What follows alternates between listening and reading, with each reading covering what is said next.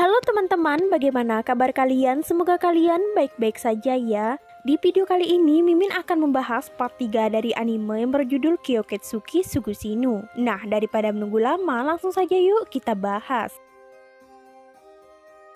Malam selanjutnya, manajer yang pernah Ronaldo bantu tiba-tiba datang ke tempat Ronaldo. Bicaranya sungguh aneh, banyak cabulnya. Tapi Dralux langsung menyadarinya. Mungkin saja ini semacam metafora. Mungkin saja dia sudah dihipnotis. Di tempat lain, seorang vampir yang tak dikenal tiba-tiba datang menghampiri 3 orang anak laki-laki. Dia sepertinya ingin melakukan sesuatu kepada anak-anak ini. Tapi untung saja ada Ronaldo yang tiba-tiba datang. Tapi dia malah terkena sihir itu. Dia malah berbicara cabul. Dan vampir di depannya ini adalah vampir Tuan Cabul. Dia sangat suka melihat orang-orang berbicara cabul. Ronaldo pun mulai mengeluarkan kata-kata cabul yang selama ini dia pendam. Dan tidak berapa lama Hinaichi juga terkena kata-kata cabul ini. Dan sepanjang jalan di kota ini juga semua orang malah berkata cabul dengan satu sama lain. Dan sekarang Tuan Cabul bertemu dengan vampir aneh. Dia ingin menghipnotis vampir ini tetapi tidak mempan. Karena vampir ini sudah terlahir cabul sejak kecil. Dan bukannya bertarung, mereka berdua malah bekerja sama untuk membuat dunia menjadi cabul. Tapi mereka juga langsung dikalahkan oleh pemburu vampir yang ada di sana. Hari selanjutnya, Ronaldo dan Ibu Handa mengadakan kencan. Tentu saja ini membuat Handa sangat kesal. Ibunya berkencan dengan orang yang dia anggap musuh. Alasan Ibu Handa ini bisa berkencan dengan Ronaldo karena Ibu Handa ini memenangkan sebuah kuis yang diiklankan oleh Fakuma. Dan untuk pemenangnya mereka akan berkencan dengan Ronaldo. Handa pun secara diam-diam mengajak John dan Draluk untuk mengikuti ibunya dan Ronaldo. Mereka ingin menggunakan segala cara untuk menggagalkan kencan Ibu Handa ini. Tapi mereka selalu gagal karena penggemar Ronaldo. Hari semakin malam, Handa tak pantang mundur. Handa mengeluarkan vampir jagoannya, tapi untung saja Ronaldo bisa mengatasi vampir ini. Karena Handa ini ketahuan telah mengikuti ibunya, Handa pun diminta ibunya untuk meminta maaf kepada Ronaldo. Tentu saja Handa semakin kesal kepada Ronaldo. Malam selanjutnya, Ronaldo tak kuasa dengan Draluk. Dia sangat berisik di rumah, sehingga membuat Ronaldo tak konsen untuk bekerja. Draluk pun dikirim Ronaldo ke taman bermain. Dan di sana juga ada 3 orang anak kecil yang menemaninya. Tapi saat Ronaldo pulang ke rumah, muncullah ayah Draluk.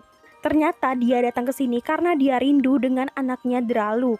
Dia juga mempunyai beberapa hadiah untuk Ronaldo, Draluk, dan John. Di sini Ronaldo mengatakan kalau Draluk sedang keluar sebentar. Dan Ronaldo pun menjadi tidak konsen bekerja karena kebisingan yang disebabkan oleh ayah Draluk ini. Dan akhirnya Ronaldo pun mengantar ayah Draluk menemui Draluk.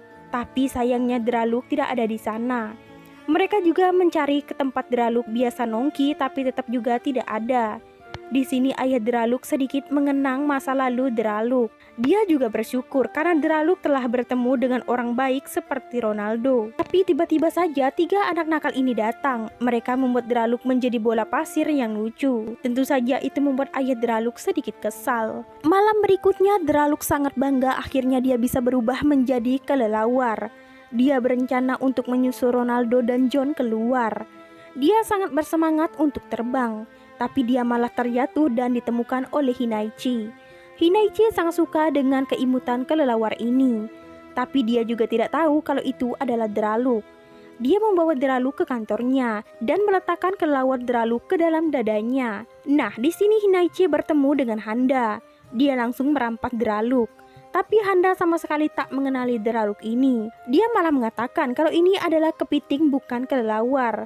Haduh, mereka semua malah berdebat di sini. Dan saat Draluk berubah menjadi laba-laba, Handa malah mengatakan kalau ini adalah larva kepiting. Dasar edan. Kekacauan ini benar-benar sudah tidak bisa tertolong lagi. Sampai pada akhirnya Draluk dibawa oleh inspektur di sana. Ternyata inspektur ini sudah sadar kalau ini adalah Draluk, vampir yang sering bersama Ronaldo. Tapi tidak sengaja Draluk malah diinjak oleh Hinaichi. Dia pun langsung berubah menjadi pasir. Hari selanjutnya kota digemparkan dengan pelaku penculikan anak-anak. Mungkin pelakunya adalah seorang vampir yang masih belum diketahui. Nah, di sini sebenarnya John ingin mengajak Ronaldo untuk pergi melihat turnamen futsal. Tapi Ronaldo sibuk dan tak bisa menemani John. John pun diberi kalung. Jika terjadi sesuatu, John tinggal menarik kalung itu dan Ronaldo akan segera datang. John pun pergi sendiri. Ternyata dia adalah seorang pemain. Dia mendapatkan sorakan histeris dari penonton. Tapi di saat pulang, bukannya pulang John malah mampir. Dia ingin membelikan Ronaldo beberapa roti. Karena ramai dia jadi ikut ngantri. Takut Dralu khawatir, jadi John menghubungi Dralu karena dia pulang terlambat. Tapi John malah terjatuh karena kupu-kupu dan itu membuat Dralu khawatir. Dia kira John diculik. Dia pun segera memberitahu Ronaldo kalau John diculik.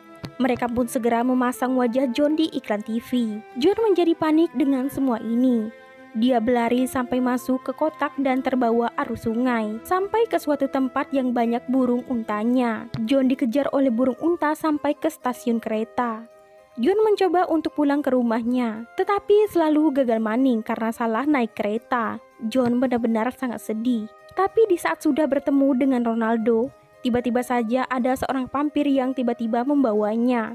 Ternyata dia adalah vampir yang bisa mengendalikan darah. Dia masih sangat dendam dengan Ronaldo dan pemburu lainnya karena boneka arwahnya kemarin. Tetapi dia juga sangat kaget. Begitu banyak pemburu yang mencari John. Apa istimewanya makhluk bulat ini? Mungkin dia bisa menggunakan John untuk balas dendam ke Ronaldo. Tapi tiba-tiba ada vampir laba-laba yang merampas John darinya. John pun dikurung bersamaan dengan anak-anak lainnya. Tapi John masih punya satu cara untuk menyelamatkan dirinya, yaitu kalung pemberian Ronaldo. Tapi di saat John ingin menggunakan kalung ini, tiba-tiba vampir jahat datang. Dan di saat John hampir dilahap, vampir Nagiri tiba-tiba datang. Dia membasmi vampir jahat ini dan secara tidak langsung dia menyelamatkan nyawa John. Dan sebelum vampir Nagiri pergi, John memberikan vampir ini kue. Dan tidak berapa lama Ronaldo bersama teman-temannya datang. Mereka sangat senang kalau John berserta anak lainnya berhasil selamat. Dan sebagai permintaan maafnya, John memberikan sisa kue yang dia beli kepada Dralu dan Ronaldo. Malam selanjutnya, di saat para pemburu sedang asik mengobrol di tempat nongki, tiba-tiba seorang vampir datang ingin menantang mereka semua. Dia adalah vampir yang bisa menghipnotis orang-orang. Dia juga menantang para pemburu ini untuk bermain gunting batu kertas. Dan yang kalah harus melepaskan baju mereka dan menggunakan baju khusus darinya. Dan lawan yang pertama adalah Satetsu. Tubuhnya tiba-tiba bergerak dan tak bisa menolak. Mereka langsung bermain. Tak ada yang bisa menolong Satetsu karena ada dinding penghalang. Satetsu kalah dan dia pun langsung menggunakan baju dari vampir cabul ini. Semuanya tanpa sadar ikut bermain dan mereka juga semuanya kalah. Dan yang terakhir bermain adalah Maria. Di awal permainan Maria sudah kalah. Dia harus melepaskan sempaknya. Hampir saja semuanya terlepas di tubuh Maria. Tapi untung saja Maria mempunyai ide dan langsung menghajar vampir cabul ini habis-habisan. Malam berikutnya, Satetsu curhat ke Ronaldo. Dia sangat iri kepada Ronaldo. Ronaldo bisa menuliskan bukunya. Dia juga sekarang menjadi pemburu vampir yang luar biasa karena bisa bekerja sama dengan vampir. Tidak seperti dia yang terlihat seperti pria membosankan. Di sini sang master bertanya kepada Satetsu apakah dia mau mengambil pekerjaan kali ini. Satetsu pun bersedia untuk mengambil pekerjaan yang diberikan master. Dia, Draluk, dan satu wartawan pergi ke TKP. Mereka akan memberantas vampir aneh yang suka membuat ulah. Dia adalah vampir pelanggar etika.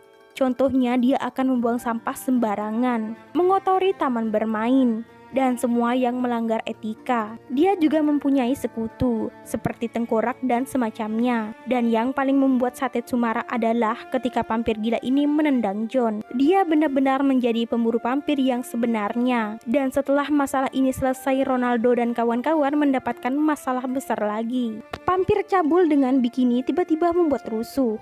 Orang-orang menjadi cabul dan menggunakan baju bikini. Siapapun yang terkena gigitan, mereka akan menjadi cabul dan menggunakan baju bikini. Ronaldo pun harus segera menyelesaikan masalah ini. Dia menemui vampir pembuat onar, sementara Maria sudah menemukan jalan keluarnya.